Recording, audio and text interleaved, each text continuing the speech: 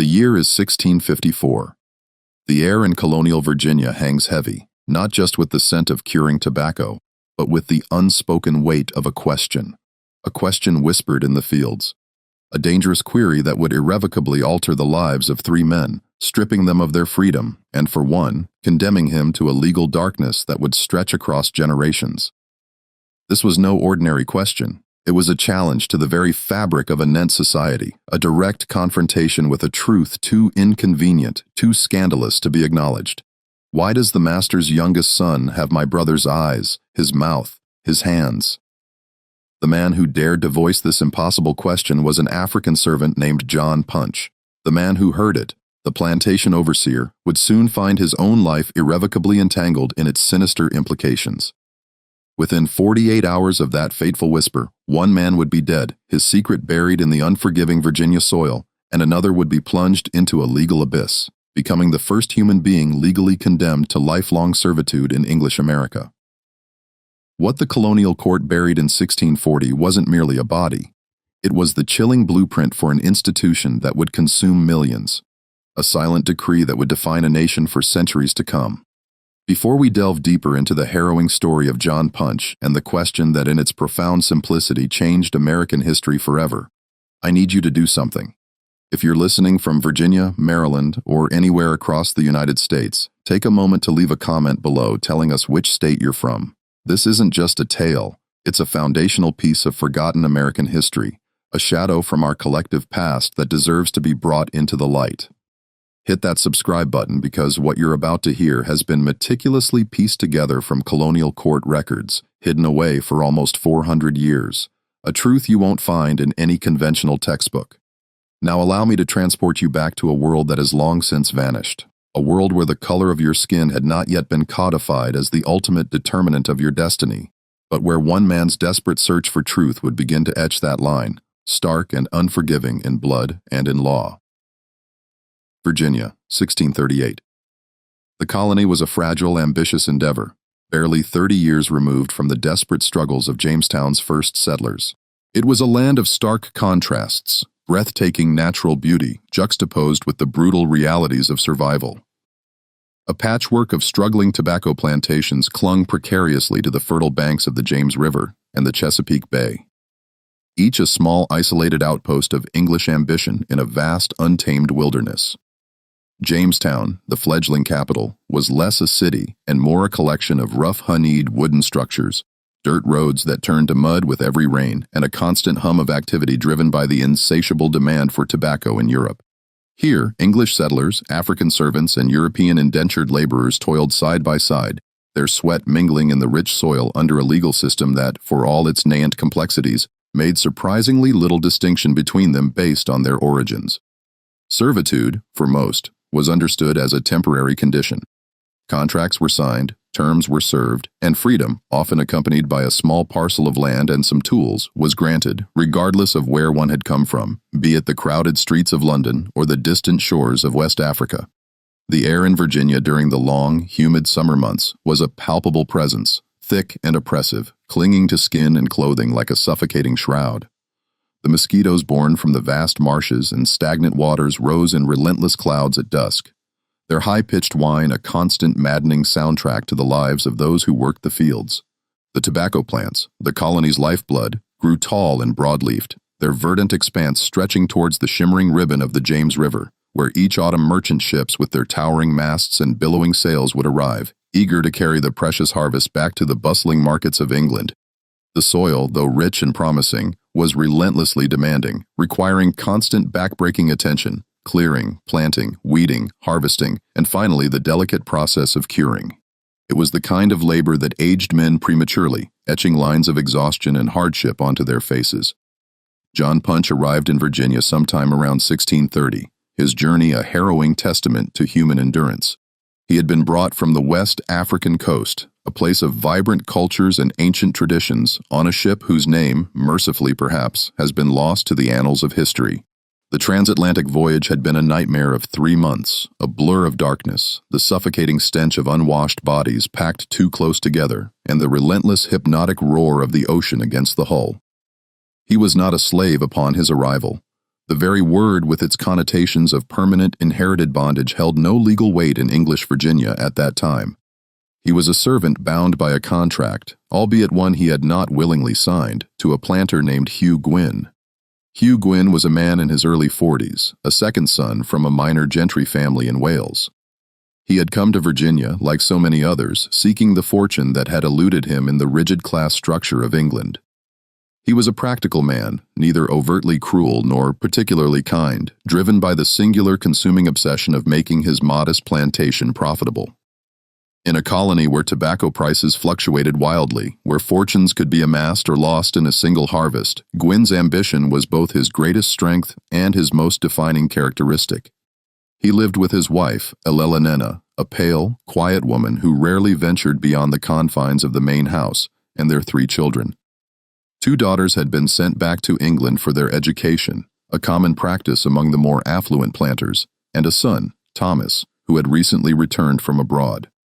Punch worked the fields alongside 2 other servants, men who, despite their vastly different origins, shared the common bond of indentured servitude. There was James Gregory, a Scotsman with a distinctive scar across his left cheek, a memento from a childhood accident.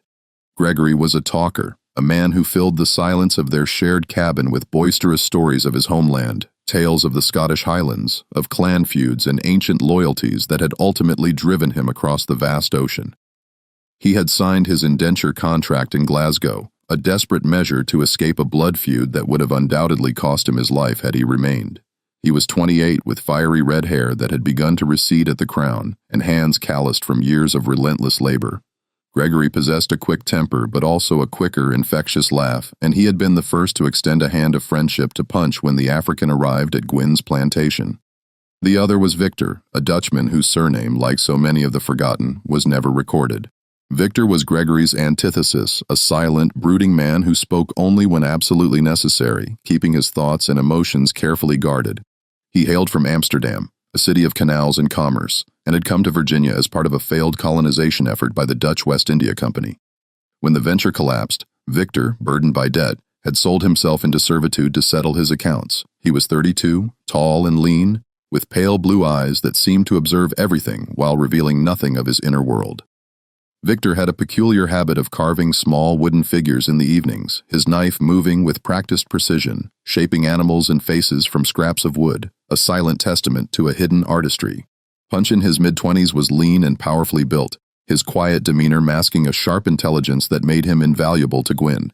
He possessed an innate understanding of the land, able to read the subtle shifts in the weather, predict the optimal time for the tobacco harvest, and mend broken tools with an almost intuitive skill.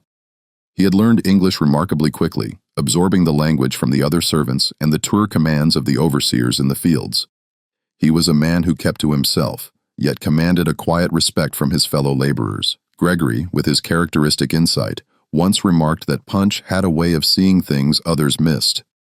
Victor, ever laconic, simply called him the Watcher. The Gwynn plantation, though modest by the standards of the wealthier planters, was a self-contained world. 40 acres of cleared land, the main house built of wood and brick, the 2 servant cabins, and the essential tobacco barn where the harvested leaves underwent their transformative cure.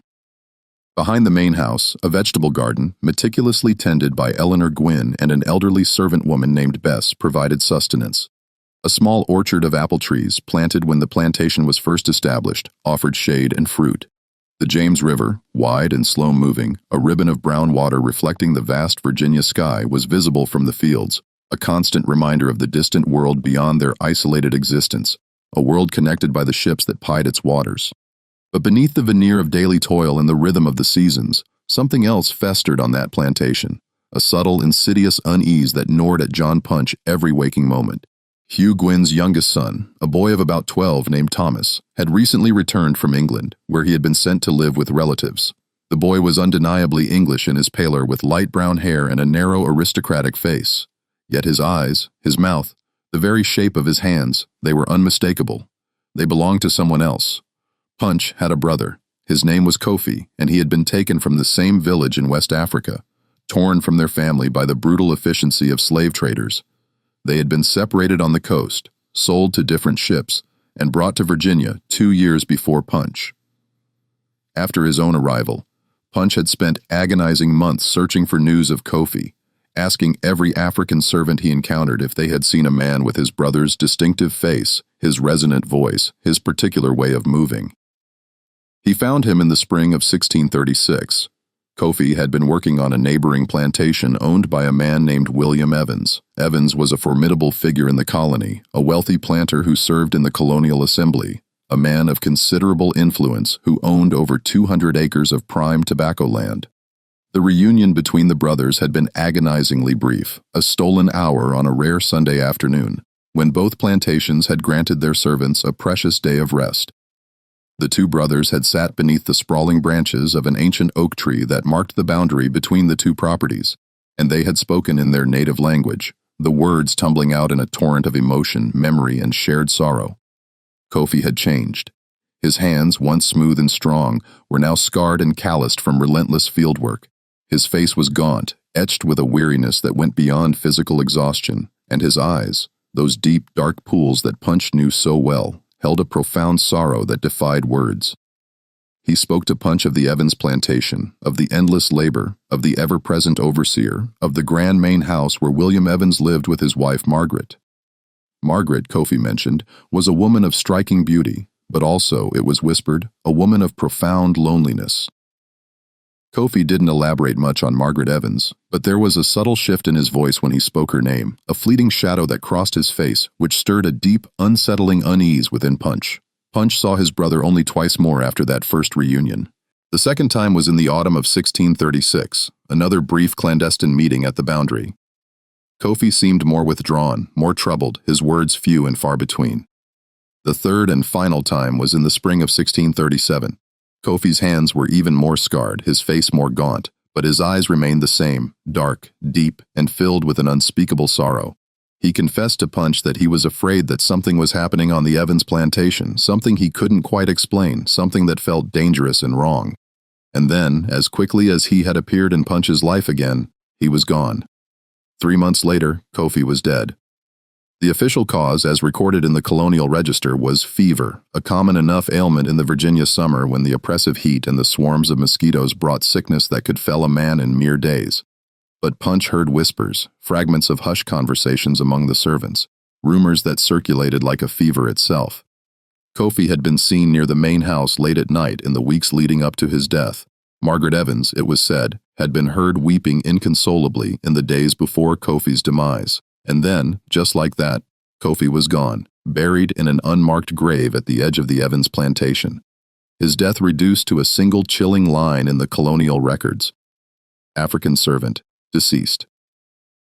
When Thomas Gwynn returned from England in 1638, Punch saw his brother's face in the boy's features with an almost visceral shock. It was impossible, a notion that defied all logic and social order. And yet, it was undeniably, terrifyingly true. The precise shape of the eyes, the subtle curve of the mouth, the elegant length of the fingers, they were Kofi's. Punch said nothing at first. He watched, he waited, and the more he watched, the more an undeniable, horrifying certainty began to solidify within him. Thomas Gwynn was a quiet boy, unusually so for his age. He was studious and serious, with a profound love of books that set him apart from the other children in the colony, who were often more concerned with riding and hunting. He had spent 5 formative years in England, living with his mother's relatives in a small, idyllic village in Kent. He had returned to Virginia, not just with a trunk full of leather-bound books, but with a head brimming with ideas about the wider world, a world far removed from the raw, untamed wilderness of the colony. He was unfailingly polite to the servants, never cruel, and he possessed a peculiar habit of observing them at their work with a curious, thoughtful expression that, for Punch, was deeply unsettling. The boy's eyes were dark, a shade deeper than his father's, darker even than his mother's. His hands were long and graceful, with fingers that seemed almost too delicate for the rough, demanding work of a plantation, and his mouth, when he allowed himself a rare, fleeting smile, curved in a way that Punch had seen only once before on his brother's face. Punch, driven by an instinct he could not suppress, began to ask subtle questions. He spoke to the other servants, particularly those who had been in Virginia longer, those who possessed an intimate knowledge of the colony's intricate web of gossip and secrets, whispers that circulated through the isolated plantations like a persistent, unseen wind. He learned that Margaret Evans had indeed given birth to a son in 1626, a boy who had been sent to England almost immediately after his birth, supposedly to be raised by distant relatives. He learned that William Evans, the powerful planter, had been conspicuously absent from his plantation for several months prior to the boy's birth. Traveling to England on what was described as important business, he learned with a chilling certainty that Margaret Evans had been seen in the company of Kofi, the African servant, in the months leading up to the boy's conception. And then the final devastating piece of the puzzle. He learned that Kofi had died just 3 months after Thomas Gwynn, the boy with Kofi's eyes, had returned to Virginia. The pieces of the puzzle were now all there, scattered and incomplete. Yet Punch could discern the terrifying shape of the truth. And the truth in its raw, unvarnished form was impossible, dangerous, and utterly unthinkable in the rigid, nent social order of colonial Virginia. It was late September 1638, and the tobacco harvest was reaching its feverish peak. The air, thick with humidity, hung heavy and still, a suffocating blanket over the land. The fields, stretching endlessly under a pale, washed-out blue sky, buzzed with the incessant drone of insects. A relentless symphony of summer. The sun beat down with an almost malevolent intensity, its rays baking the earth and searing the skin, making the already arduous work almost unbearable. Punch, Gregory, and Victor toiled side by side, their movements synchronized by years of shared labor, cutting the broad, sticky tobacco leaves and carefully hanging them in the cavernous barn to cure. The leaves were heavy, coated with a viscous sap that stained their hands a deep brown and soaked their rough clothing with sweat. The air was pungent with the sweet, earthy aroma of the drying tobacco, a smell that permeated everything, clinging to their skin and hair. The overseer, Robert, watched them from the meager shade of a lone, geanelled oak tree at the edge of the field. Sweet was a man forged in the crucible of colonial hardship, thin and wiry.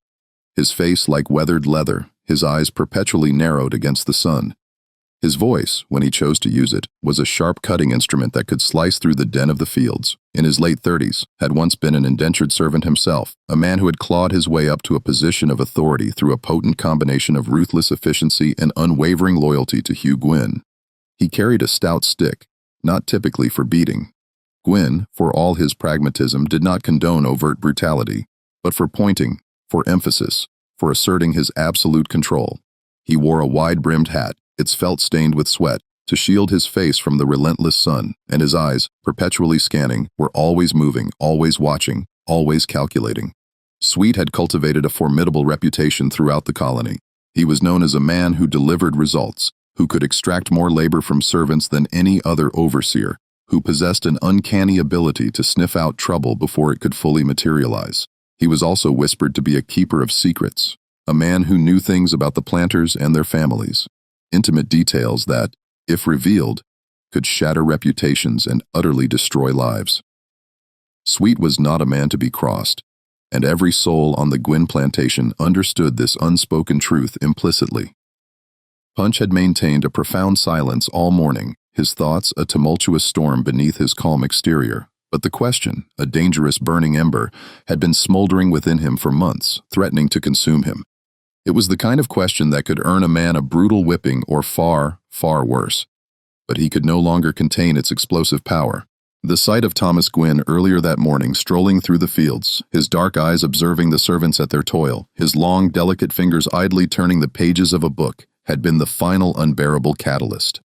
Punch had seen his brother Kofi in every subtle line of the boy's face, in every unconscious gesture, and the crushing weight of the secret, the impossible truth, had become an unbearable burden.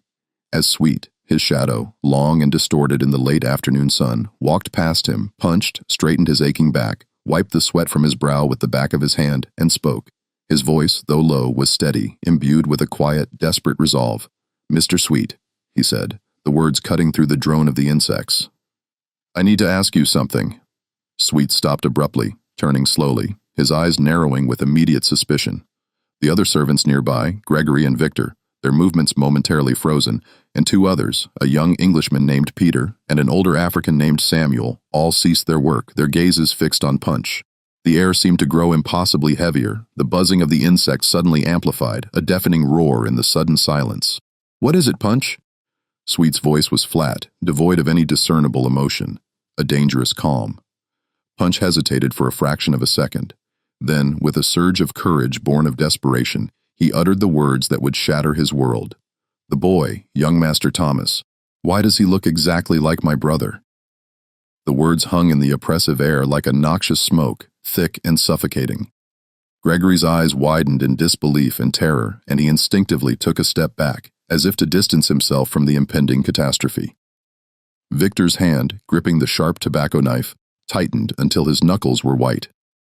Peter and Samuel exchanged quick, fearful glances, their faces paling visibly. Sweet's face, initially pale with shock, rapidly flushed a deep, angry red. He took a menacing step towards Punch, his stout stick, usually a tool of direction, now raised slightly, a silent threat. "What did you say?" Sweet's voice was barely a whisper, yet it carried an immense, chilling power. Punch, despite the tremor that now ran through his body, did not back down. His gaze met Sweet's, unwavering. "My brother Kofi, he worked for Mr. Evans. He died last year. The boy has his face, his hands, his eyes. I need to know why." Sweet's jaw clenched, a muscle twitching violently in his cheek. He darted a quick glance around the field as if desperately checking to see who else might have overheard the incendiary words. The other servants, though pretending to resume their work, were clearly listening, their faces a tense mixture of fear and morbid curiosity. Sweet then leaned in close to Punch, his voice a venomous hiss barely audible above the insects. "You don't ask questions like that, Punch. You don't even think them. You understand me. I just want to know," Punch began, his voice cracking slightly. "You want to know?" Sweet's voice suddenly rose, shattering the fragile calm, and the other servants flinched, recoiling from the sudden outburst. "You want to know why a white boy looks like your dead brother? You think that's a question you get to ask?" His eyes, usually cold and calculating, now blazed with a dangerous fury. Punch remained silent, his gaze fixed on Sweet, a silent challenge in his eyes. Sweet's hand, gripping the stick, was visibly shaking. He spun on his heel and strode purposefully towards the main house, his gait quick and angry, leaving a palpable tension in his wake. Gregory, his face etched with fear, immediately grabbed Punch's arm, his grip surprisingly strong. "What have you done?" Gregory whispered, his voice urgent, laced with desperation. "You've just signed your own death warrant, man." Punch, his arm still trembling, pulled free from Gregory's grasp. "I had to know," he murmured, his voice hollow. Victor, ever the pragmatist, shook his head slowly, his pale blue eyes filled with a grim understanding. "Knowing will kill you, Punch." Peter, the young Englishman, his face ashen, spoke up, his voice barely above a whisper. "He's right, Punch. Sweet's going to tell Gwen, and Gwen's going to—" He stopped abruptly, unable to articulate the terrifying possibilities that hung in the air. Samuel, the older African, his face a mask of weary resignation, placed a comforting yet heavy hand on Punch's shoulder. "You should run," he said quietly, his voice raspy with age and experience, "tonight before they come for you." But Punch, consumed by a strange mixture of defiance and despair, did not run. He returned to his work, mechanically cutting the tobacco leaves and hanging them in the barn, his mind a whirlwind of racing thoughts. He had asked the question, and now there was no turning back, no way to unask it. Whatever terrifying consequences awaited him, he had spoken his truth, however dangerous, and the truth he knew would demand its price. What Punch, in his desperate search for answers, couldn't possibly have known, what he couldn't have even conceived, was that his single audacious question had just ignited a chain of events, a slow-burning fuse that would ultimately rewrite the very laws of an entire continent. Because Robert, the overseer, did not in fact go directly to Hugh Gwyn that afternoon. He went to someone else, someone far more powerful, far more dangerous. That night, under the cold, indifferent gaze of a near full moon, Robert rode with a desperate urgency to the plantation of William Evans, the man who had once owned Kofi.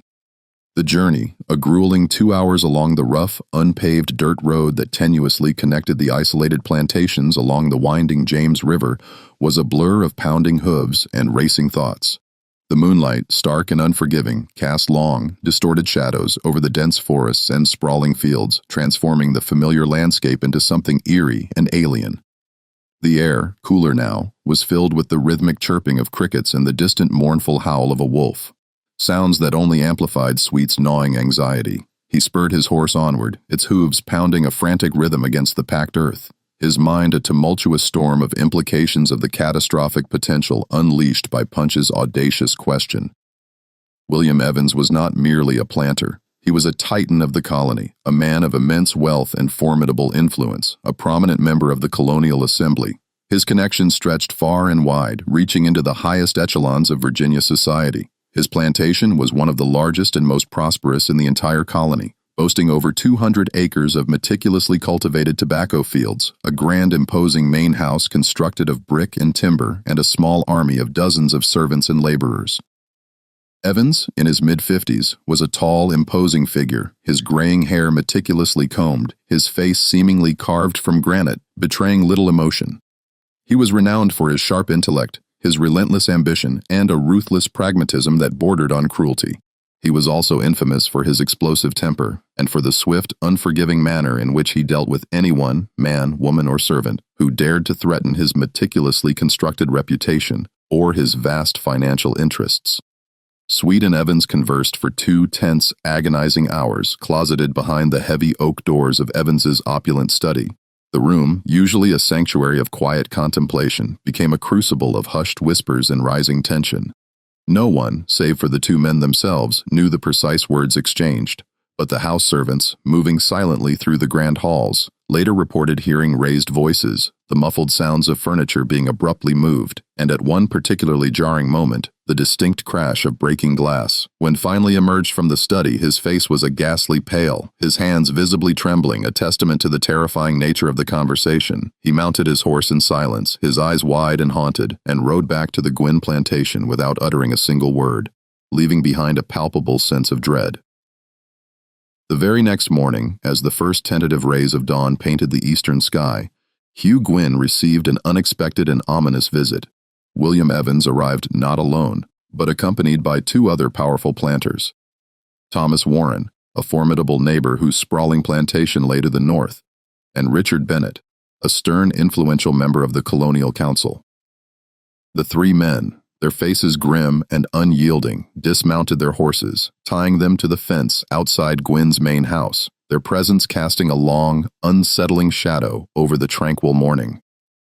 They spoke with Gwynn on the porch for over an hour, their voices low and urgent, punctuated by tense silences. Eleanor Gwynn, her face pale and etched with anxiety, watched the clandestine meeting from the discreet vantage point of an upstairs window, her heart pounding with a nameless dread. Thomas Gwynn, the innocent boy whose striking resemblance to Kofi had ignited this entire crisis, was conspicuously absent, kept safely out of sight. When the hushed, intense meeting finally concluded, Gwynn's face was ashen, his usual composure shattered. He immediately summoned Sweet to the porch, and the 2 men conversed in low, urgent tones, their heads close together, their words indistinguishable. Then, with a chilling finality, Gwynn called for Punch, Gregory, and Victor. The 3 servants were summoned to the main house that afternoon, the sun beating down mercilessly on their heads as they stood in the dusty yard. Gwynn stood on the porch, his arms crossed tightly over his chest, his expression utterly unreadable, a mask of cold indifference. Sweet stood beside him, his eyes usually so calculating, now cold and devoid of any warmth. "You 3 are leaving," Gwynn announced, his voice flat, devoid of emotion. "You're being transferred to a plantation in Maryland. You'll work there until your contracts are complete." Gregory, his brow furrowed in confusion and growing anger, stepped forward slightly. "Merrill, that's weeks away, Master Gwynn. Why?" "Because I said so," Gwynn snapped, his voice suddenly sharp, cutting off any further protest. "You leave tomorrow morning." Victor, ever the calm, measured one, spoke up, his voice steady despite the obvious tension. "What about our contracts, Master Gwynn? We signed to work here, not in Maryland. Our terms are for this plantation. Your contracts can be transferred." Gwynn stated, his tone dismissive. "It's perfectly legal. You'll work for a planter named John Dandy. He's expecting you." The name John Dandy hung in the air, a chilling pronouncement of their impending doom. Punch felt a cold, creeping dread spread through him, a chill that went deeper than the oppressive heat of the afternoon. This was no mere transfer. This was exile, a calculated, deliberate banishment, and he knew with a sickening certainty that it was all because of his question, his dangerous, truth-seeking question. That night, the 3 men huddled together in their cramped, dimly lit cabin, the single flickering candle casting, dancing, distorted shadows on the rough Hunede walls. Gregory paced back and forth like a caged animal, his face flushed with a mixture of anger and desperate fear. Victor sat on his bunk, his knife moving with practiced, almost meditative precision as he carved a piece of wood, his expression thoughtful, his pale blue eyes distant. Punch sat on the dirt floor, his back pressed against the cold, unforgiving wall, his mind a frantic whirlwind of racing thoughts, desperately searching for a way out. "We can't go to Maryland," Gregory declared, his voice with desperation. "We'll never come back. They're sending us away to shut us up, to bury whatever Punch knows." "They're sending Punch away," Victor corrected, his voice low and grim. "We're just collateral, Gregory, unfortunate witnesses." Gregory stopped his frantic pacing and turned to Punch, his eyes wide with a desperate plea for understanding. "What did you see, Punch? What made you ask that question? What is so terrible that they would send us all away?" Punch, his voice barely a whisper, recounted the impossible truth. He told them about Kofi, his beloved brother, and the undeniable haunting resemblance between Kofi and young Thomas Gwynn. He spoke of the whispers he had painstakingly gathered, the fragments of gossip that had coalesced into a terrifying narrative. He told them about Margaret Evans, the beautiful, lonely wife of the powerful planter, and the hushed rumors of her forbidden relationship with Kofi. He spoke of Kofi's sudden suspicious death, officially attributed to fever, but whispered to be something far more sinister. And then, with a chilling clarity, he laid bare the truth he had painstakingly pieced together, that Thomas Gwynn was not Hugh Gwynn's son, but Kofi's, a secret born of a forbidden union, a secret that threatened to unravel the very foundations of colonial society. Gregory stared at him, his mouth agape, his face a mask of utter disbelief and dawning horror. Victor, his carving knife momentarily forgotten, looked up, his pale blue eyes wide with shock. "Jesus Christ," Gregory whispered, the blasphemy escaping his lips almost unconsciously. "You're saying the boy is half African, that he's Kofi's son." "I'm saying the boy is my brother's son," Punch affirmed quietly, his voice heavy with the weight of the truth. Victor slowly shook his head, his gaze distant. "If that's true, Punch, and if anyone ever finds out, it will destroy the Gwynn family and the Evans family and probably half the powerful planters in Virginia. It would be a scandal that would shake the colony to its very core. That's why they're sending us away," Gregory concluded, his voice filled with a grim certainty. "They're going to bury this secret, and they're going to bury us with it far away in Maryland when no one will ever hear us." Punch looked at the two men, his eyes filled with a desperate resolve. "We have to run," he stated, his voice firm. "Tonight, before they can take us," Gregory, after a moment of stunned silence, nodded decisively. "Tonight, Victor." After a long, thoughtful pause, his gaze fixed on the flickering candle flame, finally nodded as well. "Tonight." He echoed, his voice a low, determined rumble. They vanished into the pre-dawn darkness, taking nothing but the worn clothes on their backs and a small, meager sack of cornmeal, their only provisions against the vast, unforgiving wilderness. They headed north, their desperate hope fixed on the distant, elusive promise of Maryland, a land they believed might offer them a chance at freedom, a chance to disappear into the burgeoning population of free laborers. Their plan was simple, born of desperation: reach Maryland, find work, and melt away into anonymity. But they were not alone in the vast, silent wilderness. Robert, the ever-vigilant overseer, had anticipated their desperate flight. He had sent word ahead, his warnings carried by swift riders, and by the time Punch, Gregory, and Victor, exhausted and terrified, reached the ill-defined border that separated Virginia from Maryland, a formidable group of armed planters, their faces grim and determined, was waiting for them. The capture was swift, brutal, and utterly devoid of mercy. The three desperate men, their bodies aching from days of relentless travel through the unforgiving wilderness, were suddenly surrounded. 6 armed planters, mounted on powerful horses, emerged from the dense undergrowth, their muskets glinting ominously in the pale morning light, their faces hard and unyielding. There was no chance to run, no opportunity to fight. The odds were overwhelmingly against them, their desperate bid for freedom extinguished in an instant. Punch, Gregory, and Victor were roughly bound with thick ropes, their hands tied painfully behind their backs, their hopes crushed. They were then forced to march back to Virginia on foot, a humiliating, agonizing journey that stretched over 3 brutal days. They were given precious little food, barely enough to sustain them, and even less water, their throats parched, their bodies pushed to the brink of collapse. By the time they finally reached Jamestown, the colonial capital, they were utterly exhausted, their skin raw and blistered from the relentless sun, their clothes filthy and torn, their spirits broken, and their hearts filled with a profound, chilling terror. The colonial court convened on July 9, 1640, a date that would forever be etched in the grim annals of American history.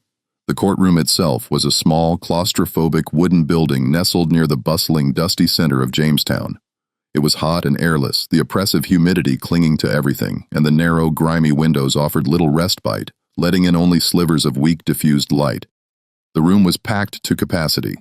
A suffocating throng of planters, their faces stern and expectant, curious servants, and a smattering of curious onlookers who had come to witness the spectacle of justice, or perhaps something far more sinister. Punch, Gregory, and Victor stood in the very center of the room, their hands still bound, their clothes filthy and torn, their bodies swaying slightly with exhaustion. The judge, a formidable figure named Sir Francis Wyatt, the governor of Virginia himself, presided over the proceedings. He was a stern, imposing man, his graying hair meticulously combed, his face seemingly carved from granite, betraying not a flicker of emotion. His presence alone commanded an absolute chilling authority. Hugh Gwynn, Punch's master, testified first. He stood before the court, his posture rigid, his voice steady and controlled, a master of calculated deception. He meticulously described the three men as disobedient, ungrateful, and utterly untrustworthy servants. He recounted their flight, painting them as rebellious and defiant, and he demanded with a chilling lack of remorse that their terms of servitude be extended as a just and fitting punishment for their transgression. The court listened in a profound, unsettling silence. The only sound, the rhythmic scratching of the clerk's quill as he meticulously recorded every damning word of the testimony. Then Robert, the overseer, took the stand. He walked to the front of the courtroom with a deliberate, measured pace, his face a mask of carefully constructed impassivity. He placed his hand on the worn leather of the Bible, his oath a chilling formality. His testimony, delivered with a deceptive calm, was careful, precise, and utterly devastating in its implications. The African John Punch, Sweet began, his voice clear and steady, resonating through the hushed courtroom, asked me a question. A question about my master's son, a question that suggested impropriety. The word impropriety hung in the air, heavy with unspoken accusations, a thinly veiled euphemism for something far more scandalous. A collective murmur rippled through the courtroom, a wave of hushed whispers and shocked gasps. Governor Wyatt, his eyes narrowing to slits, leaned forward, his gaze fixed intently on Sweet. "What kind of question?" he demanded, his voice low and dangerous. Sweet hesitated for a long, agonizing moment, as if genuinely reluctant to speak the words aloud, to give voice to such a dangerous truth. Then, with a theatrical sigh, he finally uttered them. He asked why the boy looked like his brother, a dead African who worked for Mr. Evans. A palpable gasp swept through the courtroom. Wyatt's face darkened perceptibly, a storm cloud gathering in his eyes. He slowly turned his gaze towards Punch, his expression cold, hard, and utterly devoid of sympathy. "Is this true?" he demanded, his voice a low, menacing rumble. Punch, despite the profound fear that now gripped him, met the governor's gaze, his own eyes unwavering. His voice, though quiet, was steady, imbued with a desperate, defiant courage. "Yes, sir," I asked, because I wanted to know the truth. "The truth?" Wyatt repeated, his voice dripping with contempt, the word a bitter accusation. He then cast a fleeting, significant glance at William Evans, who sat in the front row, his face a mask of carefully cultivated impassivity, his eyes betraying nothing. Then Wyatt's gaze snapped back to Punch, his voice now laced with a chilling finality. "The truth, boy, is not yours to seek."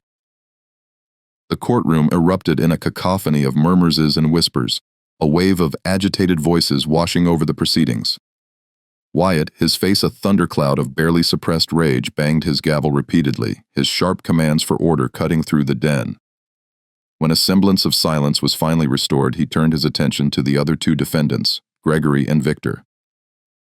"James Gregory and Victor," Wyatt declared, his voice cold and unyielding, "you are guilty of the grave offense of running away from your master. For this transgression, you are hereby sentenced to an additional 4 years of servitude to be served after the completion of your current contracts. Furthermore, you will each receive 30 lashes, a punishment to be administered immediately as a stark reminder of the consequences of defiance." Gregory's face went ghastly pale, his eyes wide with shock and despair. Victor, his jaw clenched so tightly that a muscle twitched violently in his cheek, closed his eyes, bracing himself for the inevitable pain. Then, with a dramatic, agonizing pause that stretched the tension in the courtroom to its breaking point, Wyatt turned his full, unwavering attention to Punch. The entire courtroom fell into a profound, breathless silence, every single eye fixed intently on the judge, anticipating the pronouncement of Punch's fate. "John Punch," Wyatt began, his voice slow, deliberate, and imbued with a chilling, almost ceremonial finality. "You are guilty of running away from your master, but your crime, Punch, is far greater than mere flight. You have dared to question the honor of your betters. You have suggested impropriety where, by the order of our society, none can exist. You have, by your audacious inquiry, threatened the very social order of this colony, a delicate balance we strive to maintain. For these grave crimes, for this unforgivable transgression against the established order, you are hereby sentenced to serve your master, Hugh Gwynn, for the remainder of your natural life." The courtroom erupted, a collective gasp, followed by a wave of shocked murmurs swept through the assembled crowd. Punch stared at Wyatt, his mind reeling, utterly unable to comprehend the horrifying words he had just heard. Life servitude, not 4 years, like Gregory and Victor, not 10 years or 20, but life. His entire existence from this moment forward irrevocably bound without hope of freedom. Gregory and Victor were roughly led away, their faces pale with shock and despair, their fate sealed. Punch remained standing in the center of the courtroom, his hands still bound, his mind a chaotic maelstrom of disbelief and crushing despair. He had asked a question, a simple, desperate question, and the answer, delivered with such cold, legalistic precision, had cost him everything: his freedom, his future, his very humanity, all stripped away in a single chilling pronouncement. But the story, in its grim unfolding, did not end there. For what transpired in that stifling Jamestown courtroom, the chilling sentence handed down to John Punch was not merely a punishment for a perceived transgression. It was a precedent, a legal cornerstone laid in the blood and despair of one man that would forever alter the course of a nation. And the question he dared to ask, the question that had, in its profound simplicity, hanged the overseer's conscience and buried a scandalous truth, would echo through the centuries, a silent, haunting testament to the insidious power of injustice. Punch was returned to Hugh Gwynn's plantation, but he was no longer the same man. The brutal whipping he received, 30 lashes administered with a cruel efficiency, the same number as Gregory and Victor, left raw, angry welts on his back, scars that would never fully heal, a constant searing reminder of his punishment. But the deeper scars were invisible, etched not on his flesh, but into the very fabric of his mind and soul. They were carved by the crushing weight of the knowledge that he would never again know freedom. That his life from this moment forward was irrevocably bound to the will of another. The hope that had sustained him through the horrors of the Middle Passage, through the relentless toil of the tobacco fields, had been extinguished, replaced by a profound, chilling despair. The other servants, once his companions in shared hardship, now avoided him, their gazes averted, their whispers hushed. They feared him, not for any malice he possessed, but for the terrifying precedent his fate represented. They saw in Punch's perpetual bondage a chilling glimpse of their own potential future.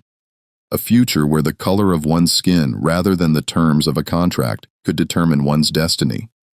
Gregory and Victor, after enduring their own brutal whippings, were summarily sent to work on a different, more remote part of the plantation, a deliberate act of separation. And Punch rarely saw them again, their camaraderie a distant, painful memory. Hugh Gwynn, his master, treated him with a cold, calculated indifference, speaking to him only to issue commands, his eyes carefully avoiding Punch's as if to deny the very humanity of the man he now owned for life. And Robert, the overseer, watched him with an almost predatory intensity, his gaze constant, ever vigilant, as if perpetually expecting Punch to attempt another desperate flight, as if waiting for any pretext, any slight misstep to inflict further punishment. But Punch, in his profound despair, did not run. He worked, he obeyed, and he watched. He watched the seasons turn, the tobacco plants grow and wither, the river flow endlessly towards the sea. And he watched Thomas Gwynn. Thomas Gwynn grew older, transforming from a quiet boy into a young man. By 1645, he was 19, tall and strong, his frame filling out, his movements acquiring a confident grace. He possessed his mother's pale, refined skin and his father's ambitious, determined jawline. He had completed his education in England, returning to Virginia with the polished accent and sophisticated manners of the English gentry. He was being meticulously groomed to inherit his father's burgeoning plantation, to become a planter in his own right, to marry well into a prominent colonial family, and to produce heirs who would proudly carry on the Gwynn name, securing the family's legacy in the New World. But his eyes, those dark, deep pools that held a peculiar intensity, his hands long and elegant, his very way of moving, a subtle fluidity in his gait, they were still undeniably Kofi's. Punch saw it every single day, in every fleeting glance, in every unconscious gesture, and every day the burning question, the impossible truth gnawed at him, a relentless internal fire. Why? Why did this young man, this scion of a prominent English family, carry the unmistakable features of his deceased African brother? And why, in the cruel calculus of colonial justice, had that question cost Punch his freedom, his very life? The answer, in its horrifying entirety, came to Punch in fragments, pieced together over years of silent observation and hushed whispers. It came from the older servants, those who had been at the Evans plantation, those who remembered the past with a clarity born of fear and resentment. It came from snippets of overheard conversations between planters, their voices lowered, their words carefully chosen, yet revealing enough for Punch's keen, watchful mind to connect the dots. The truth, like a grotesque mosaic, slowly, painfully, began to form. Each piece a chilling revelation. Margaret Evans, the beautiful, lonely wife of the powerful William Evans, had indeed been profoundly isolated. Her husband, a man consumed by his work, by his relentless ambition, by his singular desire to forge an empire in the untamed Virginia wilderness, was perpetually absent. He was often away, traveling to England on important business, attending the interminable meetings of the Colonial Assembly in Jamestown, or visiting other plantations to negotiate intricate deals and forge strategic alliances. Margaret was left alone in the grand, imposing main house, its spacious rooms echoing with a profound emptiness, her only constant companions, the silent house servants. Kofi Punch's brother had been assigned to work in the main house. He was intelligent, articulate, and possessed a quiet dignity that set him apart from the other field laborers. He tended the sprawling gardens, meticulously repaired the intricate furniture, and performed the myriad small tasks that kept the vast household running smoothly. Margaret, in her profound loneliness, had noticed him.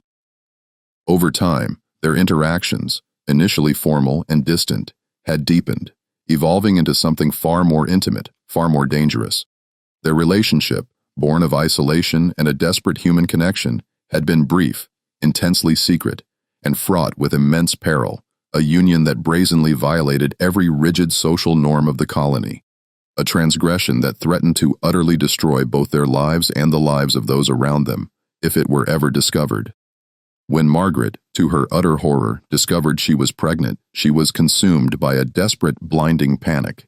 She initially claimed the child was her husband's conceived during one of his rare, fleeting visits home, but the timing she knew with a sickening certainty was wrong. The dates simply did not align. So in a desperate attempt to preserve her reputation and avert a catastrophic scandal, she made a chilling decision. She would send the child, her newborn son, to England to be raised by distant relatives far from the prying eyes of Virginia society, far from the damning truth of his parentage. And she would ensure with every fiber of her being that no one, absolutely no one, would ever uncover the secret. But Kofi knew. And when he finally realized the horrifying truth, when he understood that his son, his own flesh and blood, had been cruelly taken from him and sent across the vast ocean, he confronted Margaret. It was a fatal mistake. Margaret, consumed by a primal terror that her meticulously guarded secret would be irrevocably revealed, that her world would shatter, confessed everything to her husband, William Evans. And William Evans, a man of immense power, of unyielding pride, and of ruthless pragmatism, ensured that Kofi would never speak of it again. Kofi's death, officially attributed to a common fever, was no natural occurrence. It was murder meticulously disguised as illness. His body hastily buried in an unmarked grave at the edge of the Evans plantation. The house servants, those who had been forced to prepare his body for burial, whispered in hushed, terrified tones about the faint telltale bruises on his neck, about the way his eyes, wide and staring, seemed to be frozen in an expression of unspeakable terror. But no one, absolutely no one, dared to speak openly of what they had seen. No one dared to question the official narrative. The fear of William Evans and the unspoken threat of similar fates, silenced them all. And when John Punch, driven by an unyielding need for truth, dared to ask his question, when he threatened to unravel the meticulously constructed lie, the powerful planters, Gwynn, Evans, Sweet, and their influential allies, acted swiftly and decisively. They ensured that Punch would never again be free to speak to reveal the devastating truth. They manipulated the Nayant legal system, twisting its net principles to silence him. And in doing so, they inadvertently, chillingly, created a new, far more insidious form of bondage. A bondage not of contract, but of race. Just when we thought we'd plumbed the depths of this colonial horror, the sinister undercurrents in Virginia intensify, revealing layers of deceit and injustice that are almost too chilling to comprehend. If this unfolding narrative is sending shivers down your spine, if the weight of this forgotten history grips you, then share this video with a friend who, like you, appreciates the darkest mysteries of the past. Hit that like button to support our channel and help us unearth more of these hidden truths. And most importantly, don't forget to subscribe and ring that notification bell so you never miss another story like this. Let's continue our journey together as we discover the harrowing climax of John Punch's tragic quest for truth. The year is 1650. A decade had passed since that fateful day in the Jamestown courtroom. 10 long, arduous years since John Punch was condemned to a life without end, a life without freedom. He was now 40 years old, his body, once lean and powerful, now worn and stooped by the relentless, soul-crushing labor of the tobacco fields. His spirit, though unbroken, was hardened by the unyielding weight of injustice, by the constant gnawing despair of his perpetual servitude. His hands, once skilled and nimble, were now gnarled and scarred, the skin thick and calloused from years of gripping hoes and cutting tobacco leaves. His back, once straight and proud, was now permanently bent, a testament to the endless hours spent stooping over the plants. His face, once smooth and youthful, was now deeply lined, etched with the indelible marks of sun, wind, and an unspeakable suffering. But through it all, through the physical pain and the emotional torment, he had not forgotten. The truth, the impossible, dangerous truth, remained a burning ember within him, a silent, defiant flame. One evening, as the sun, a fiery orb, began its slow descent below the western horizon, casting long, distorted shadows across the sprawling tobacco fields, Punch found himself approached by a young servant. The boy, barely 16, was named Samuel. He had arrived at the plantation just 2 years prior, a fresh-faced English orphan, who, like so many others, had sold himself into servitude, a desperate escape from the grinding poverty and bleak prospects of London's unforgiving streets. Samuel was a curious boy, unusually so for his age, with an innate intelligence that shone in his bright, inquisitive eyes. He possessed a rare, almost reckless courage, unafraid to ask questions, to challenge the unspoken norms. Qualities that, in a painful echo of his own youth, reminded Punch of himself many, many years ago. "Mr. Punch," Samuel began, his voice barely a whisper, trembling slightly with a mixture of awe and trepidation. "Is it true? Did you really ask why the master's son looked like your brother?" Punch, his gaze fixed on the distant horizon, where the sun was now a mere sliver of orange, turned slowly to face the boy. He looked at Samuel for a long, silent moment, his eyes, deep and ancient, searching the boy's earnest face. Then, with a slow, deliberate nod, he confirmed the impossible. "I did." Samuel's young face was a mask of disbelief. "And they made you a slave for life because of it, just for asking a question?" "Yes," Punch affirmed, his voice flat, devoid of any emotion, a testament to the years of suppressed pain.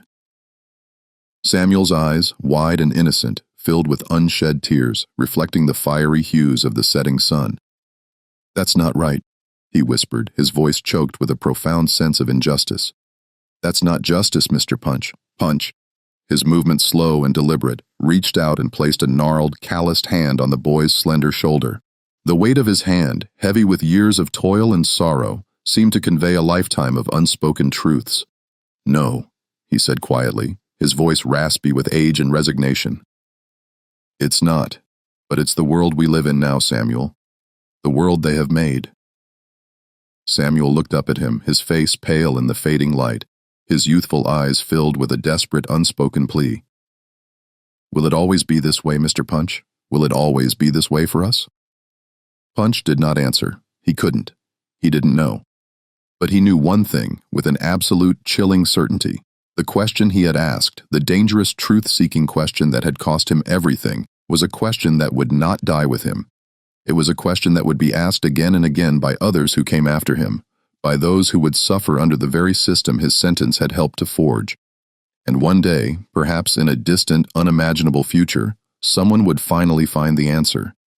Someone would finally speak the truth that had been so brutally suppressed.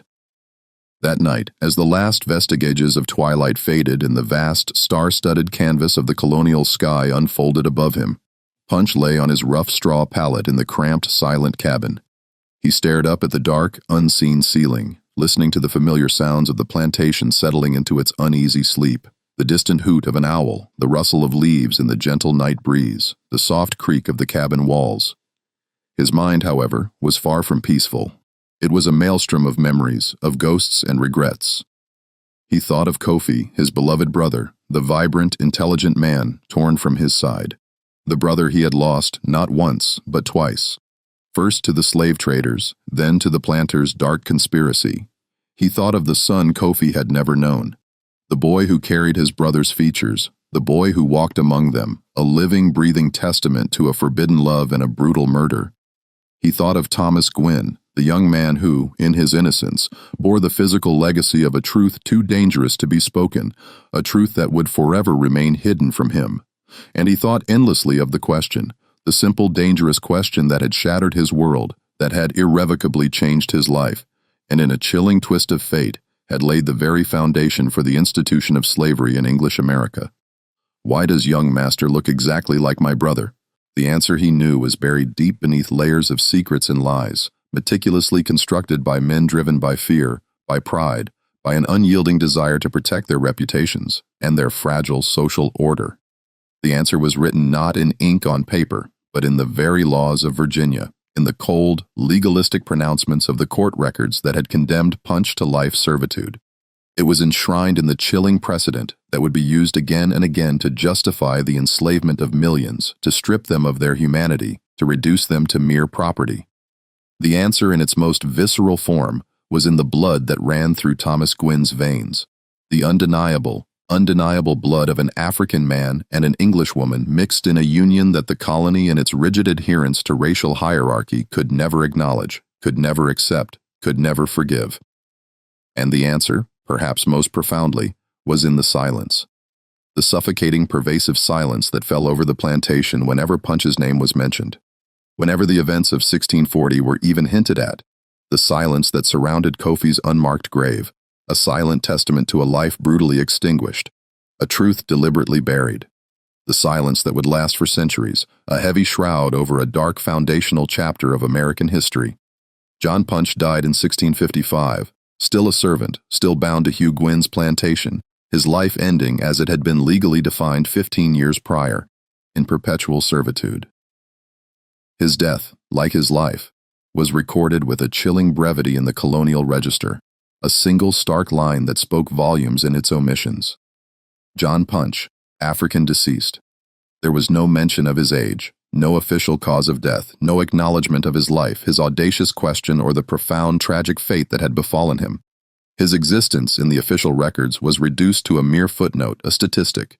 He was buried, as was the custom for those of his station, in an unmarked grave at the edge of the plantation, in a small, desolate plot of land where the other servants, both European and African, were laid to rest. There was no ceremony, no eulogy, no words spoken over his body, no marker, no stone, no cross to show where he lay. Within a year, the relentless Virginia grass had grown thick and wild over the disturbed earth, erasing any visible trace of his final resting place. It was as if John Punch, the man who dared to ask, had never truly existed. But his legacy, though buried and silenced, lived on.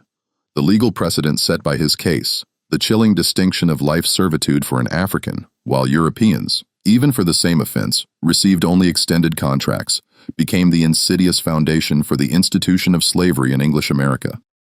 Within a single generation, the Virginia Assembly, influenced by the very legal framework established by Punch's sentencing, would begin to pass a series of increasingly restrictive laws.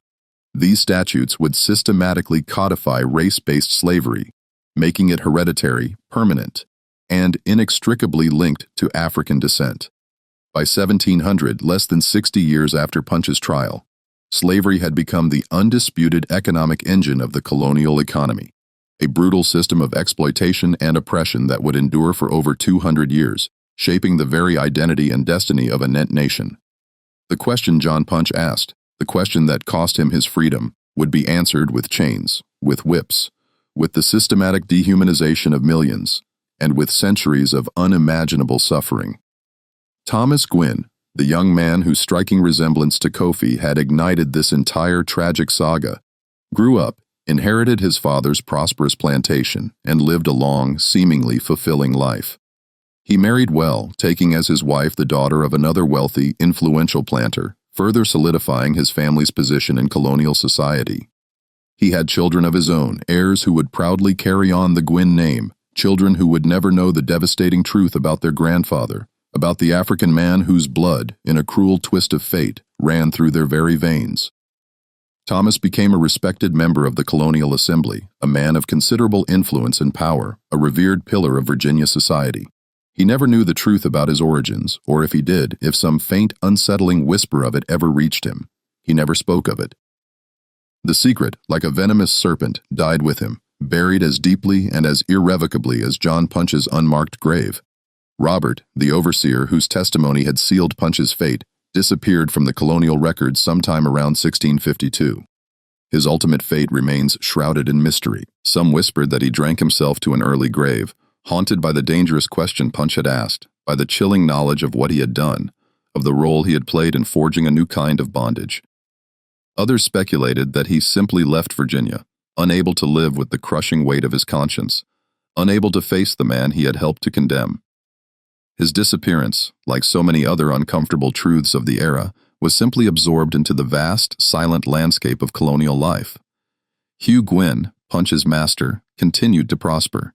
His plantation grew, his wealth increased exponentially, and he became, by all accounts, one of the most successful and respected planters in Virginia. He never spoke of John Punch, never mentioned the infamous trial, never acknowledged the pivotal, chilling role he had played in creating the legal precedent that would define American slavery. When he died in 1663, he was buried with full honors in the churchyard in Jamestown, his grave marked with an imposing stone that lauded his significant contributions to the burgeoning colony. Elelena Gwynn, Hugh's wife, lived until 1670. She spent her final years largely confined to the grand main house, rarely venturing outside, her health slowly declining, perhaps under the immense unspoken weight of the secrets she carried. She never spoke of Margaret Evans, never mentioned Kofi, never acknowledged the devastating truth that as a woman living within the confines of that house, she must have known, or at least suspected. When she finally passed, she was buried beside her husband, and the secrets, like the dust of ages, died with her. William Evans, the powerful planter who had owned Kofi, continued to serve in the Colonial Assembly until his death in 1659. He remained a formidable, influential figure, a man who actively shaped the laws and policies of Virginia, a man whose word carried immense weight.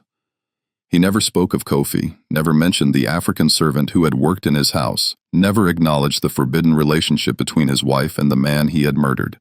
His reputation remained meticulously intact, his legacy as a respected, powerful planter utterly secure. And the question itself, why does young master look exactly like my brother, was buried deep within the colonial archives, a forgotten whisper in dusty court records, lost to the collective memory for centuries. It remained there, a silent, haunting testament to a truth too dangerous to be spoken, until diligent historians poring over faded documents painstakingly uncovered the court records and meticulously pieced together the harrowing story of the man who dared to ask it. In 1640, the Virginia court, in its chilling wisdom, sentenced John Punch to life servitude, thereby creating the first legal precedent for race-based slavery in English America. Within 2 decades, the Virginia Assembly, building upon this insidious foundation, would pass a series of laws that systematically codified slavery, making it hereditary and permanent for all people of African descent. By the turn of the 18th century, slavery had become the undisputed bedrock of the colonial economy, a brutal system of exploitation and oppression that would endure for over 200 years, leaving an indelible, painful scar on the soul of a nation. The question John Punch asked in his desperate search for truth was never answered in his lifetime, but it echoed a silent, persistent lament through the centuries. It was asked again and again by the millions of people who were enslaved, who were denied their fundamental freedom, who were treated as mere property rather than as human beings. It was asked by the courageous abolitionists who fought tirelessly to dismantle the monstrous institution of slavery, by the soldiers who shed their blood in the brutal crucible of the Civil War, by the civil rights activists who marched and struggled for equality. And in a profound sense, it is still being asked today. It is asked by historians who meticulously uncover the forgotten stories of people like John Punch, by descendants who bravely search for the truth about their ancestors, by a nation that is still grappling with the complex, painful legacy of slavery and the enduring question of what it truly means to be free. John Punch's story is not merely a historical anecdote. It is a powerful, haunting reminder that history is not solely about the powerful and the famous, but profoundly about the ordinary people whose lives were irrevocably shaped by the decisions of others, whose voices were brutally silenced, whose stories were deliberately buried. It is a chilling testament to the fact that the past is never truly past, that the questions we ask today are in essence the same fundamental questions that were asked centuries ago, and that the relentless search for truth and justice is a journey that for humanity never truly ends. This chilling mystery unearthed from the dusty archives of colonial Virginia reveals how a single audacious question can, in its profound simplicity, irrevocably alter the course of history. It shows us that the desperate search for truth can come at an unimaginable cost, and that the insidious legacy of injustice can, and often does, endure for centuries. What do you think of this story? Do you believe justice was ever truly served for John Punch? Do you think the devastating truth about Thomas Gwynn's origins should have been revealed regardless of the consequences? Share your thoughts, your insights, your feelings in the comment section below. If this immersive tale has captivated you, if the shadows of this dark history have gripped your imagination, then subscribe to our channel, hit that notification bell, and share this video with someone who, like you, loves to delve into the most profound and unsettling historical mysteries. We'll see you in the next video, as we continue to unearth the forgotten narratives that shape our, narratives that shape our, narratives that shape our, narratives that shape our, narratives that shape our, narratives that shape our, narratives that shape our, narratives.